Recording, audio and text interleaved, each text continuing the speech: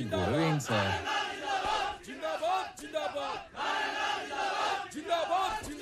ఆగండి ఆగండి ఆగండి ఆగండి. నీ సంగతేంద్ర? ఏంటి సార్ ఇదంతా? అసలు ఆయన ఇంకా ఎక్కడ ఉన్నాడ్రా? పెద్ద సత్య హరిశ్చంద్రులా మాట్లాడుతున్నావు. మేం పవర్ లో ఉన్నా ఆ రామారావు గారిని చూసుకుని ఆఫీసు మొత్తం మమ్మల్ని పట్టించుకున్నారా? అందుకే అన్ని ట్రాన్స్ఫర్ చేయించి ఆ ప్లేస్ లో ఇన్ఛార్జ్ గా నేను తెచ్చుకుంది. నువ్వు చెప్పే బుర్ర కదలంటానికి కాదు, పెండింగ్ లో ఉన్న మా ఎన్ఓసీలు ఫైల్స్ క్లియర్ చేసి మా చేతిలో పెట్టడానికి. సార్ మీలాంటి వాళ్ళు ఎవరో కోర్టులో వేసిన కేసుల వల్లనే ఆయన ఇంకా రిలీవ్ అవ్వలేదు. అసలు ముందు మీరు రామారావు గారిని వాడు వీడు అనకండి సార్, నేను ఒప్పుకోను. ఒప్పుకోపోతే ఊరేసుకోరా. అయినా నువ్వేంట్రా కొత్తగా ఈ మధ్య పొద్దుతిరుగుడు పూరా ఆడేపు తిరుగుతున్నావు? అంటే రామారావు గారితో పనిచేస్తే చాలు ఎవడైనా సరే నిజాయితీ మాత్రం పుచ్చుకుంటారనమాట. ఇవన్నీ కాదురా, ఇప్పుడే ఫైల్స్ క్లియర్ చేయలేదనుకో నిన్ను ఆఫీసుని మొత్తం తగలెట్టి బూడిచ్చేసి తీసుకెళ్దామని చెప్పి మంది మార్పులంతో వచ్చా. సార్ ఏంటి సార్ ఇదంతా? రే ఆడ మీద పెట్రోల్ పోయండి. ఇప్పుడు అవుతారా పనులు? ఈ ఎడంకన్ను కొట్టుకున్నప్పుడల్లా నేను నేల కతుక్కున్నాను రా, ఏదో జరగబోతుంది.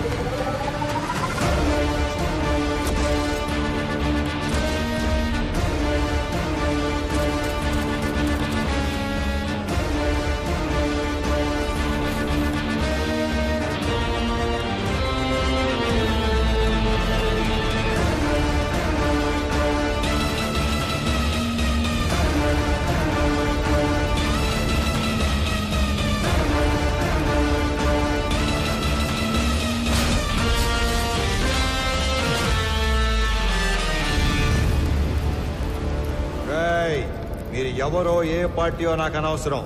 ఎవరైనా సరే అధికారంలో ఉన్నాం కదా అని కొండలు తవ్వేస్తాం, చెరువులు పూడి చేస్తాం, అడ్డంగా భూములు కొట్టేస్తామని దౌర్జన్యం చేద్దాం అనుకుంటే అవుట్ అవుట్.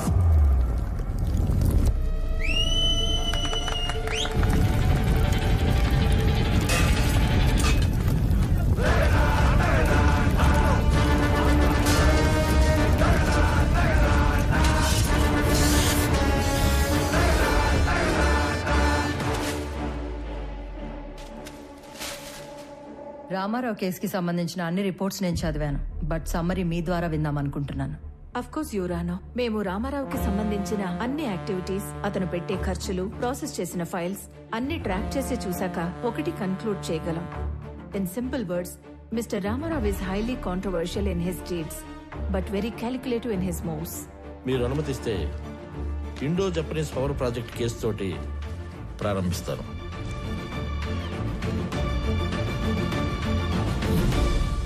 నేను కలెక్టర్గా సేవలో ఉండగానే భారత ప్రభుత్వం నిర్మించబోతున్న ఒక అణు విద్యుదుత్పత్తి కేంద్రానికి అంకురార్పణ జరపడం నాకు చాలా సంతోషంగాను కొంచెం గర్వంగాను ఉంది. మన ప్రభుత్వం చేసిన 3200 ఎకరాల భూసేకరణ ఈ విజయానికి కారణమైతే స్పెషల్ కలెక్టర్ రామారావు గారి చొరవ ఔన్నత్యం వల్లే ఇది సాధ్యమైంది అన్న సబబు.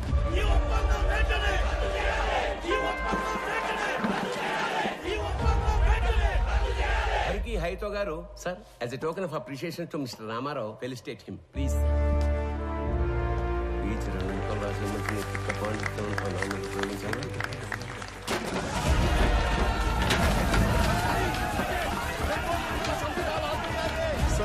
ఏమైంది? వెనక్ గేట్ నుంచి కంపెనీ వాళ్ళు లోపలికి వచ్చినట్టు రైతులకు తెలిసిపోయింది సార్. అందరూ బార్కెట్ దాటి లోపలికి వచ్చేస్తున్నారు.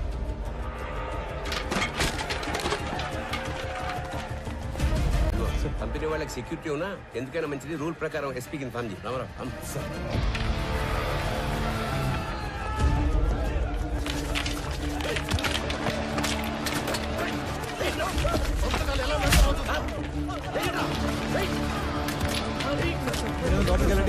తీసుకెళ్ళండి వెళ్ళండి, లోపలికి వెళ్ళండి.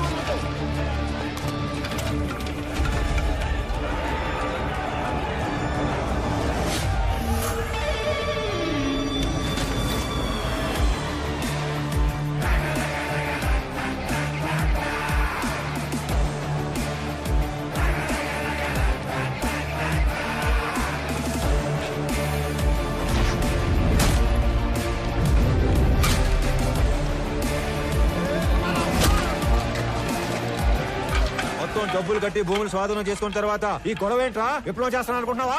అవును, విప్లవమే. దున్నే ప్రతి రైతు నిత్య హరిత విప్లవం చేపట్టే నీలాంటి వాళ్ళు రోజు మేము పెట్టింది తిని మా మీద పెత్తనం చెలాయిస్తున్నారు. ఏందిరా పెద్ద పెద్ద మాటలు మాట్లాడుతున్నావు? అయింది ఏదో అయిపోయింది, అందరూ బయటకు వెళ్ళండి. వెళ్ళమండి.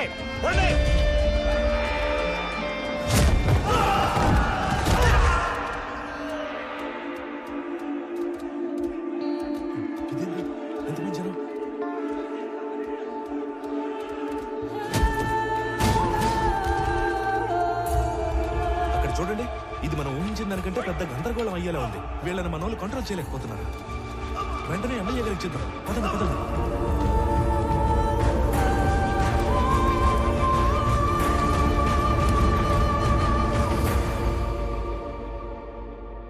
చూడు రామారావు, చేసిన పని లెటర్గా వేస్ట్ అయిపోయేలా ఉంది. చేయి దాటిపోకముందే ఈ ప్రాబ్లమ్ సాల్వ్ చేయమని పైనుంచి నాకు ఆర్డర్స్ వచ్చాయి. మీ నెత్తి మీద కట్టు, నా ఒంటి మీద దెబ్బలు, ఇంకా చేయి దాటకపోవటం ఏంటి సార్? మొత్తాన్ని లోపల నుంచి మన పని మనం చేసుకోవటమే. రైతులా సార్ వీళ్ళు? రౌడీలు. ఆయన నువ్వేంట్రా? ఈ సమస్యను ఇంకా పెద్ద చేసేలా ఉన్నావు. వదులు. ఈ గొడవ ఇంకా పెద్దది. నేషనల్ ప్రెస్ ఎక్కితే ఈ వెంచర్ కి బ్రేక్స్ పడతాయి. అందుకే సెంట్రల్ మినిస్టర్ రంగంలోకి దిగి కాంప్రమైజ్ చేయమని. ఈ ప్రాజెక్ట్ లో మా హైకమాండ్ కి ఇండైరెక్ట్ గా షేర్ ఉందయ్యా. ఈ రోజు ఆ అగ్రిమెంట్ అవ్వకపోతే పార్టీలో నన్ను పక్కన పెట్టేస్తారు. సార్ లాస్ట్ మినిట్ లో ఇంత హంగామా చేసి బ్లాక్ మెయిల్ చేయడానికి వచ్చారు సార్ వీళ్ళు. రామారావు, మనం కొన్నది ఎకరం 7 నుంచి 8 వేలకి. కానీ ఎంఓయూలో ఎకరాకి 40,000 డిక్లేర్ చేశాం. అంటే రూపాయి పెట్టకుండా ఢిల్లీ హైకమాండ్ బినామీలకు 20%, మన గవర్నమెంట్ కి 30% షేర్ వస్తుంది. అందుకే కొంత అఫీషియల్ గా కొంత అన్అఫీషియల్ గా డబ్బిచ్చి రైతులను ఒప్పించి ఇష్యూ క్లోజ్ చేద్దాం అనుకుంటున్నాం. నువ్వు ఇంటికెళ్ళు, రైతులతో మేం మాట్లాడతాం. నువ్వుంటే కోపాలు ఇంకా పెరుగుతాయి. నువ్వు వెళ్ళు రామారావు. ఆ రోజు అర్ధాంతరంగా రామారావుని ఇంటికి పంపించి రైతులందరికీ ఎకరానికి 20,000కు పైగా డబ్బు కట్టి ఎంఓయూను ముగించారు. కొన్ని రోజుల తర్వాత ఎమ్మెల్యే సత్యనారాయణ గారికి రామారావు మీద అనుమానం వచ్చింది. ఎంఓయూలోని కాన్ఫిడెన్షియల్ రేట్స్ రైతులకు చెప్పి వాళ్లను రెచ్చగొట్టి రామారావే తిరుగుబాటు చేయించాడని కేసు పెట్టారు.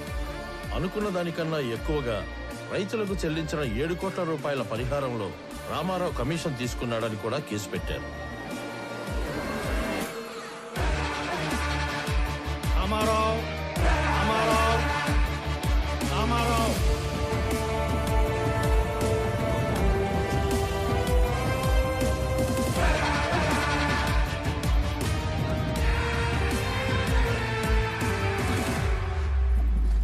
రామారావు గారు, జడ్జ్మెంట్ ప్రొనౌన్స్ చేసే ముందు ఆఖరిగా కోర్టుకి మీరేమన్నా చెప్పాలనుకుంటున్నారా?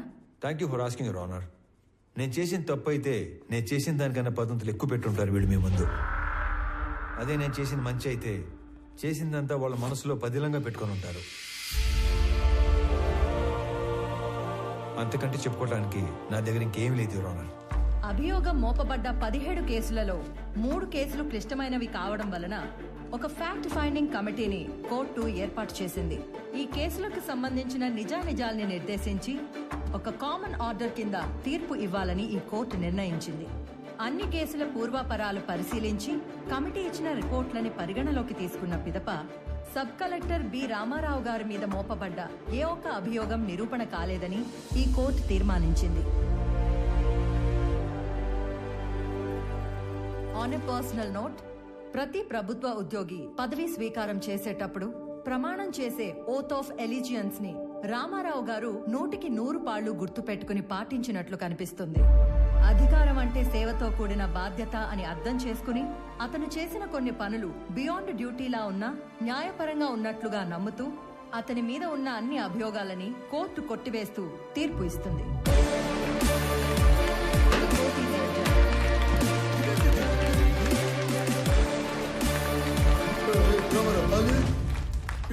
కోర్టు నుంచి తప్పించుకోగలమేమో కానీ నా నుంచి తప్పించుకోలేవు. నేను ఎంత తోతా ఆ నవ్వుకు అర్థమైందిరా. మీకెంత జరిగినా మర్చిపోతూనే ఉంటారే. అతని నవ్వుకి 4 అర్థాలు ఉంటాయి, చేసే పనికి 10 అర్థాలు ఉంటాయి. ఒక చాణుక్యుణ్ణి, ఒక క్షత్రుణ్ణి కలిసి సమపాళ్లలో ఊహించుకోండి, అతనే రామారావు.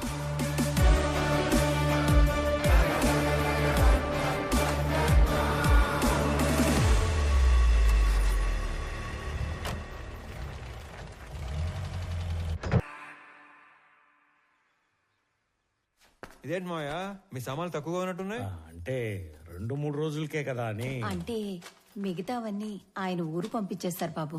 అక్కడికొచ్చి ఓ 2 రోజులుండి వెళ్ళిపోతాం. ఇంటి కండిషన్ ఎలా ఉందో ఏమో. మీరు ఎక్కడికి వెళ్తలేదు మావయ్య, అక్కడే మన ఇంటి వెనకాల ఒక ఇల్లు ఖాళీగా ఉంది. నాతో మాట్లాడమని చెప్పాను, మీరు మాతో వస్తున్నారు. మీరు కూడా మా గుమ్మ సముద్రం వాస్తువులు అయిపోతున్నారు. ఇకపై మనందరం కలిసే ఉండిపోతున్నాం. మీకు ఎలా థ్యాంక్స్ చెప్పాలో తెలియట్లేదు అల్లుడు గారు. మీ ఇద్దరు లేకపోతే మేము అల్లాడిపోయేవాళ్ళం. రే బుడ్డడా, మీ నాన్న తాతకి మీ నాన్నమ్మకి గిఫ్ట్లు తెద్దాం పద. ఇప్పుడే వస్తాం అల్లుడు గారు, పద పద. ఏమ్మా ప్యాకింగ్ గొడవల్లో ఉన్నారా? రండి సార్, రండి కూర్చోండి. మీకు కాఫీ తీసుకొస్తాను. అలాగే కాఫీలో కాస్త విషం కూడా కలపమ్మా. మీ ఆయన ఇచ్చే ట్విస్టుల కన్నా అదే బెటర్. నువ్వు కాఫీ తీసుకుని రా, విషయం లేకుండా. రండి సార్, కూర్చోండి. రామారావు, నాకు డౌట్ ఉండేది, లేటుగా కన్ఫర్మ్ అయింది. అయితే నిజంగానే ఆ గందరగోళం, గొడవ, కొట్లాట పూర్తిగా ప్రీ ప్లాన్డ్ కదా? సార్, లోపల ఉన్న మీకు తెలిసింది ఒకటైతే బయట జరిగింది మాత్రం మరొకటి.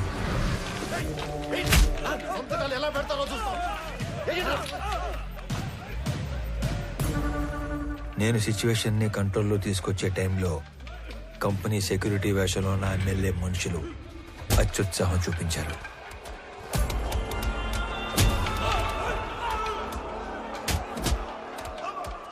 రైతుల మీద చెయ్యేస్తే చూస్తూ ఊరుకుంటానా సార్?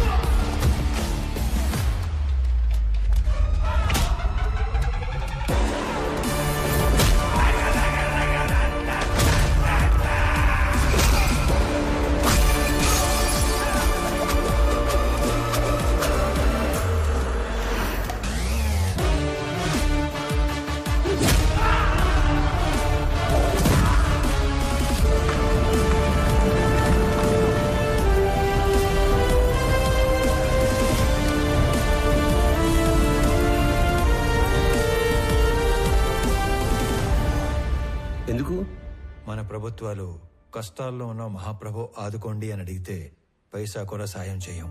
అదే నష్టపరిహారం అయితే లక్షలు ఇస్తాం. అందుకు పని చేయడానికి లంచం తీసుకునే వాళ్ళని చూశాను, పని చేయకుండా ఉండడానికి లంచం తీసుకునేవాడిని చూశాను. కానీ జనం పనిచేసి రిస్క్ తీసుకునేవాడిని నిన్నే చూస్తున్నాను. Really I'm proud of you Ramarao.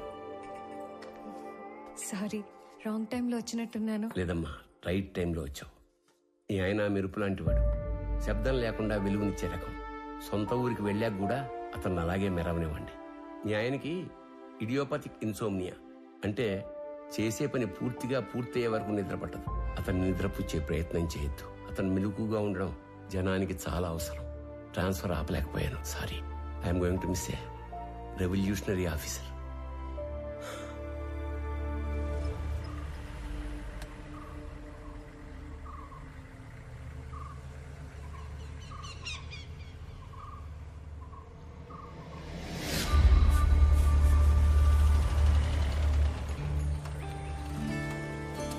రామ్మా. బాగున్నారా అత్తయ్య? బాగున్నారా మావయ్య గారు? ఇరుగు దిష్టి, ఏం దొప్పించు మహాలక్ష్మి. పొరుగు దిష్టి, ఊళ్ళో వాళ్ళ దిష్టి అందరి దిష్టి పోవాలా. అనంతు ఇది ముక్కలే దిష్టి అంతా పోవాలా. రామ్మ లోపలికి. రామమ్మ.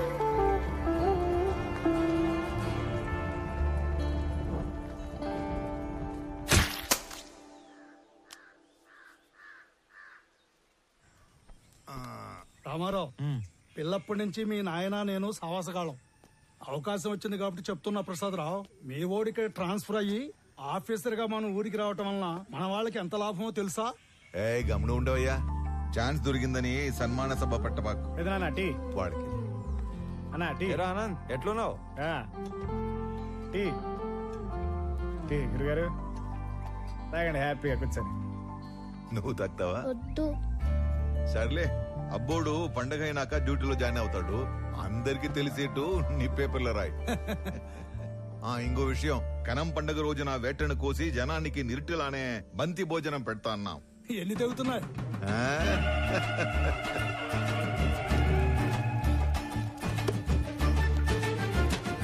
అనంత్, దుడ్డికి నీకు అంత లంకే ఉండదబ్బా. మటన్ కొట్టు సీనా అని పిలిస్తే సలపాగా నరికేటోడే. ఇప్పుడేమి తొందరైనదా? నాకి 3 తలలు అలాకాగా నరికినానా లేదా? ఏంటమ్మా, బాగున్నావా? బాగున్నానండి.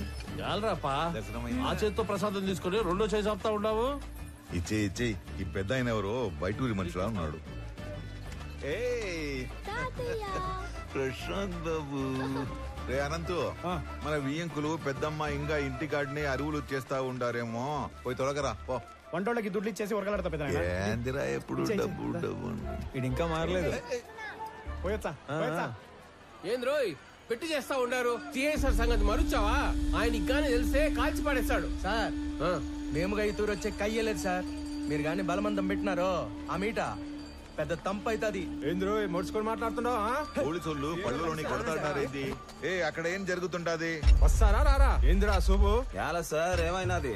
ఎందుకు కొడతా ఉంటారు? నీకేంద్రా చెప్పేది? నువ్వు పెద్ద పొడికివా? పో పో. నాకు చెప్పండి, నేను కొత్తగా వచ్చిన డిప్యూటీ కలెక్టర్ని, ఈ మండలం ఇన్ఛార్జ్ ఎంఆర్ఓని. అభి, నువ్వు చెప్పు, మిమ్మల్ని యాదానికి కొడుతున్నారు పోలీసులు? ఇదేం కొత్త కాదనా? ఏ పండగ వచ్చినా వాళ్ళ పార్టీ అయినా ఇలా సిఐ మమ్మల్ని 4 గుంజుకుని పోయి యాటకు పంపుతారు, వంట చేపిస్తారు. మాతో గొడ్డు చాకరీ చేపించుకొని పైసా కూలీయకుండా తరుముతారన్నా. ఏమన్నా మాకు పండగ ఉండదా ఏమి? చూడండి, వీళ్ళు యాడికి రారు. మీరు పోండి, లేదంటే మీ నలుగురు మీద యాక్షన్ తీసుకోవాల్సి వస్తుంది. పదండ్రా, వెళ్ళి సేక్ చేద్దాం. జాగ్రత్త, వెళ్ళండి. ಕಬೀರ್, ಪೋರ್ಟ್ ಏಜೆಂಟ್ ಆಗಿ ಕೆಲಸ ಮಾಡ್ತಾಗೆ ಸರ್. అంటే పోర్ట్ నువ్వు ఆపరా స్వామి, పొదుగులు చెప్పిందే చెప్పగాక. అదే నాకు పెద్ద కష్టమైన పనేం కాదు. అవేమైనా అగ్గిపుల్లే ఏంది గుట్టుగా పెట్టిలో దాచిపెట్టుకోవడానికి? 450 టన్నుల మాలు, పెద్ద పెద్ద కంటైనర్లు నా డెగకను దాచిపెట్టడం అంత తేలికేం కాదు. నువ్వు ఉండరా స్వామి, పెద్ద మనిషి మాట్లాడలా. పోయి నీ బాసుకు చెప్పు, మాల్ కనిపెట్టి కబురు పెడతాను. పోగు. ಆಯ್ತು ಸರ್. ఇప్పుడు చెప్పు సార్, ఆ కుర్రాళ్ళని తీసుకొని వస్తుంటే మన పైన ఎవరో యాక్షన్ తీసుకుంటా అంటున్నారు సార్.